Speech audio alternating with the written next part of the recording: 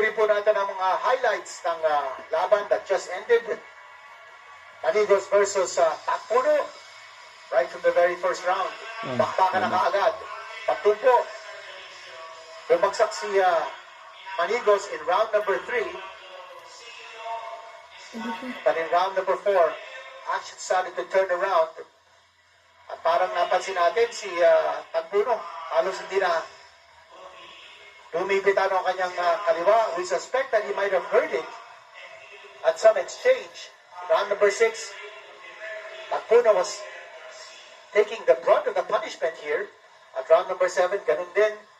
Manigos was tiring out badly, but it was Takpuno who was on the receiving end as he was hardly fighting. He was trying to fight defensively, but in round number 9, ito po nangyari. He was completely out of it, and Manigos just attacked. And bumagsak na po si Takpuno, and losing by a knockout in the 9th round. Manigos po, ang bagong PBF Super Featherweight Champion.